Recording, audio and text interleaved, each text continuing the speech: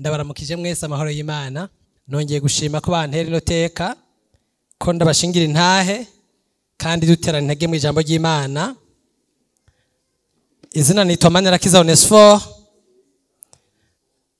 hanyuma ndumupastori kandi kariyeri yanje nayihereye muri Mwaso ndayibandaniriza ahandi, rero ndanezerewe. Ngomba dusoma amajambo y'Imana muri Matayo igihe cya 13 ku murongo wa 31 n'umurongo wa 32 niho haza kuba amajambo dusangira, aza kuba avanze n'intahe y'ingena nabonye Imana ikora muri kino gikorwa. Matayo 13:31 havuga ngo abakirundi mugani ati ubwami bwo mwijuru busa n'akabuto ka sinapi umuntu yakiriye akagatera mu murima wiwe, kandi ni gato cyane hanyuma y'imbuto zose, ariko iyo gakuze kaba kanini kakaruta ibirimwa byose, kikaba igiti, maze inyoni zo mu kirere zikaza zikarika mu mashami yaco. Amen. Aya majambo igihe cyose nibutse ivyo Imana yakoze muri Mwaso ariyo yitwa Harvest Initiatives, n'amajambo akunda kuza ni nk'isomo nize muri iyi myaka 25. N'amajambo Yesu yakoresheje ariko arigisha abigishwa biwe mu bihe byari bikenewe ko yavuga ukunyene. Yari yahereye akora ibikorwa bitangaje, agaburira abashonje, akora ibitangaza, ariko ku minsi yahera niko intumbero yiwe yatomora akigisha ivy'ubwami bw'Imana, bagatahura ko ubwo bwami avuga budasa n'ubwo bari biyumvira. Bamwe biyumvira kwaje guhindura ivya politike ngo akureho intwaro y'Abaroma, abandi biyumvira ibindi. Niho batangura kumuheba, batangura kwiyonjorora umwe ku wundi, abamugendanira baragabanuka. Ico gihe batangura kumurondera aho bamukura n'ivyo boja kumurega, niho yatangura kwigisha mu migani. Uyu mugani rero no mugani yariko arabigisha baremesha babwira ati ntimugire ubwoba, naho mubona abantu batuvako, naho mubona umenga harimo ingorane mu ntango, ibikorwa bizobandanya.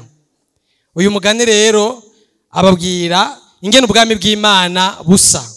Ndawukuramwe ibintu bitatu kandi nivyo vyanyigishije muri iyi ntahe ngoma ndabashingire. Ikintu ca mbere nuko ubwami bw'Imana, igikorwa cyerekeye kwagura ubwami bw'Imana, cyama gitangura ari gito. Yababwiye ati ubwami bw'Imana busa n'akabuto ka sinapi, ati n'akabuto gatoya cyane hanyuma y'imbuto zose zo mw'ishamba. Akabuto ka sinapi, sinapi ni Kigiriki, mu Gifaransa ni moutarde, mu Gicongereza ni mustard. Arababwira ati ubwami bw'Imana bumeze nk'aho kabuto gatoya, bwama butangura ari butoya. Yagomba kubabwira gute? Yagomba kubabwira ati ntimutinye kwibi ndiko ndavuga babikengera, ntimutinye mubonye abantu badakogwako, badashituka n'ibindi ndiko ndakora. Niko vyama bigenda. Ivyo ubwami bw'Imana bigitangura bigaragara nk'ibisanzwe. Nibaza ko ayo majambo yabagiriye akamaro, kuko amaze kuduga basigaye mu gihe kitoroshe ari inkehwa, bihanganira intahe yabasigiye ngo bashinge, mugabo baza babwiwe ingene bimeze. Ndiko ndibuka ingene twatanguye aya majambo arakomeye gose, kuko mu mwaka wa 2000 turi muri kaminuza tugatangura gusenga twiyumvira ikanguro mu ishengero, twiyumvira nivuga butumwa mu buryo bwagutse.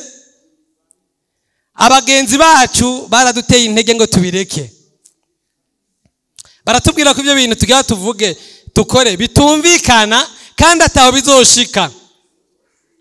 ndibuka abantu twagiranye inama gushika saa 7 y'ijoro bagerageza kutwemeza yuko twagumutse ibyo tuvuga atari ivyo. Ndabona warahari ico gihe yamwenyuye. Ntibabigirana umutima mubi, babona yuko twitaye mu bintu n'abandi bariko barabikora bigoye kandi ataho bishika. Batumvirije baravuga bati ivyo bintu muvuga vyari vyo, iyaba byari bivuzwe n'abantu bakuze kandi bagaragara ko hari ikintu bashoboye. None mwebwe mutabizi twari bato cyane. Umunini muri twebwe ngiye yarafite ibiro 52. Aho ngani nka Victory canke n'abandi. Vyukuri byari bikengeretse, byari ibintu wumva yuko ababivuga ivyo bavuga nivyo ariko ababivuga sibo. Kubera iki? Ubwacu ntitwari twishoboye. Twari dufise bourse muri université murayizi 3,000 kandi twava mu ruguru twese kiretse umunyabujumbura umwe. Nawe nyene w'imfuvyi ntiyari yifise. Hanyuma nta barongozi, nta vy'uburongozi twari tumenyereye. Twari twimenyereje muri GBI, twese twari muri GBI turabarongozi. Nta handi twari twagira ibintu vy'uburongozi ngo twemeze abantu. Nta burambe twari dufise. Nta muntu yari yatwemereye kudushigikira numwe. Nta numwe twari twaganiriye. Uko abandi batangura amashira hamwe rimwe na rimwe hari inkuru bumvise. Nta nkuru n'umuntu numwe twari twaganiriye. Mu vyukuri twaducitse intege.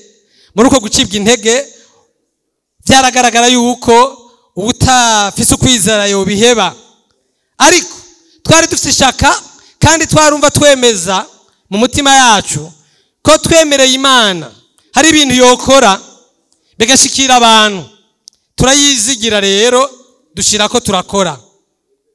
Ndibuka dutanga ibikorwa vya mbere, umwe mu bantu bari baduhanuye ngo tuvyiyumvire tubireke niwe yanzaniye ijambo ryo kundemesha ry'ubuhanuzi ryo muri Zekariya 4:10 rivuga ngo mbega hari uwogaya ibikorwa ko ari bito ku munsi bitanguriye.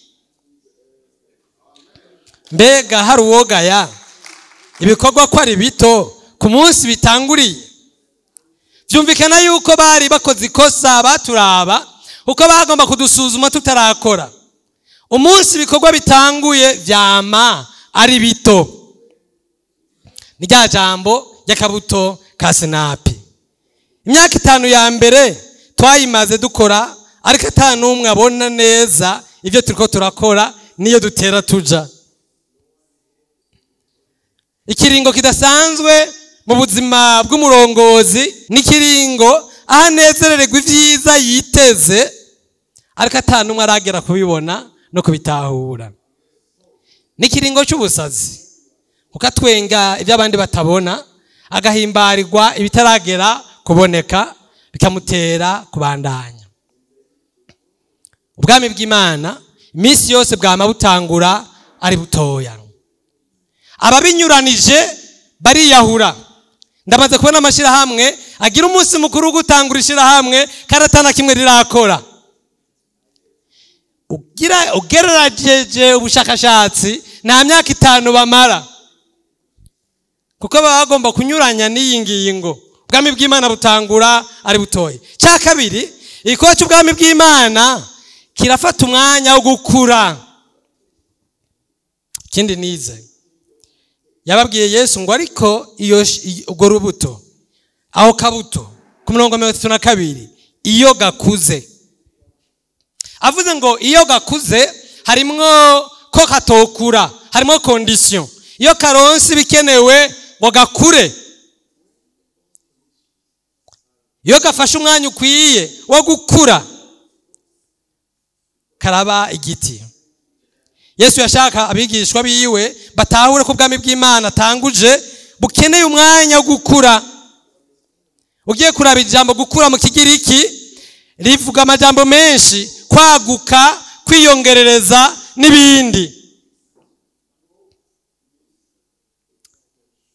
Kuvuka, no gukura. Hano hategerezwa kugaragara ukwihangana.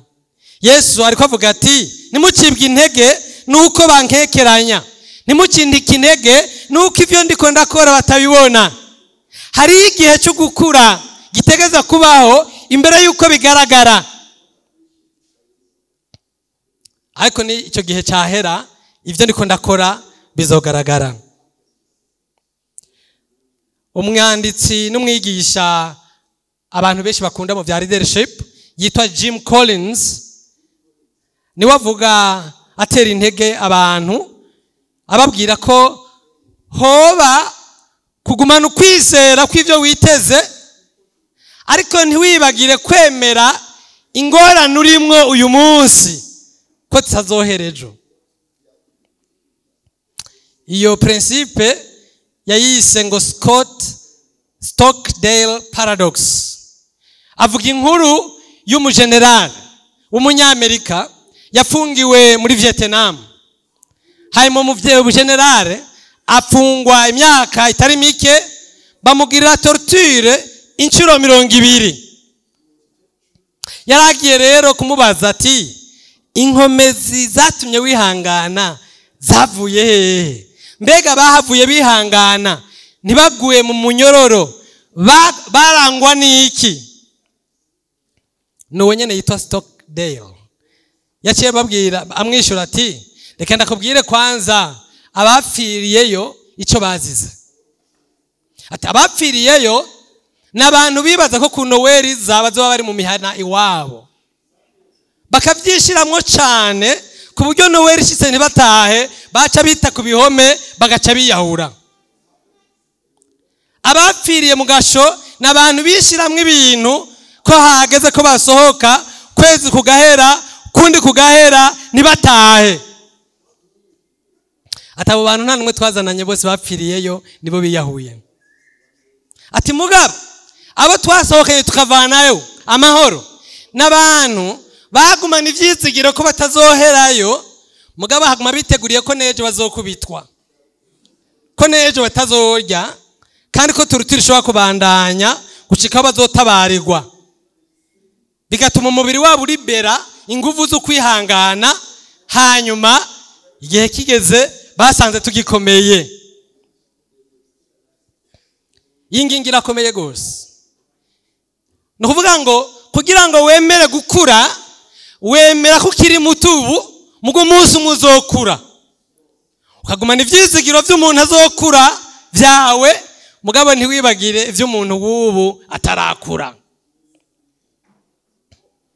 Harvest Initiatives yaramaze igihe kitari gito yizigiye kuzotanga intererano idasanzwe mw'ishengero no mu gihugu, ariko igendera mu bihe binyuranye n'ivyo yizigiye.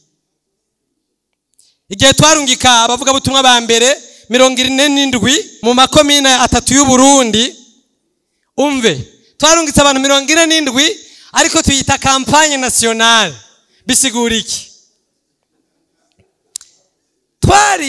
Twagiye mu makomine 3 muga twiteze Burundi bwose, izina yari nationale, ingiro yari makomine 3. Twagumana ivyisigiro mugabo twagendera mu byo tugizene tugezemwo. Igihe twategura ihuriro rya mbere ry'abadisciple tuko turategura abo twita maçonnaire baba badashika 50, ariko tukayita convention nationale. Waza kuraba ugasanga n'abahungu n'abakobwa badashika 50. Twagendera muri uko kwizera kwazoba igugu ry'abadisciple, mugabo tukemanga ko bataragera kuza.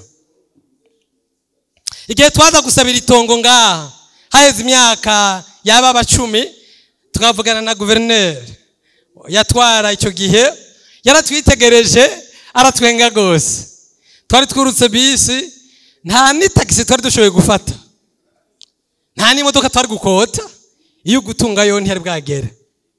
Hanyuma twicara mu biro bya gouverneur, twinjirayo twatwawe na mustanteri w'icyo gihe, namubonye ngaha, Imana imuhezagire, aratuganiriza. Uwo muntu yaraciye ubwenge cyane, ibyo tuvuga akabisambura kandi tukumva ko yabitoye, ibindi tuvuga tuzokora akabisambura. Twavuga iby'uburimyi ati je ndi umu engineer batipe ni muncange. Nyango Victor avyibuka be igifaransa kirahera cyanda mubwira nti yakubaho kubera tutava ngaha ntitwizera nti mugabo ayo tuva baratuzi twebwe. Je mva mu Rumonge nogenda yo guverineri yo canyibuka kandi biyo vyemera. Ntu umugenzi wanje ava Gitega ibukira sazi kandi yogenda kwa guverineri Gitega yo mwemerera. Mu vyukuri twari twibaje ko mudukeneye nimba mwanse turagiye kwihagararako. Aravuga ati oya reka ndabe ko ari cyo mwovamwo, reka ndabe fa kugenda turabe ko ari cyo mwohakorera, tuzovugana nihagira icyo muhakorera. Mwumva bitari biteye ubwoba. Turafata bisi turataha. Je nibaza ko yavuye ati emwe harabahungu barinda, nibaza ko yasigaye bati harabahungu barinda. Daboro ntibibabaye bonye n'ubwabo bariko babara abantu bini Muramvya kandi atari yo bava.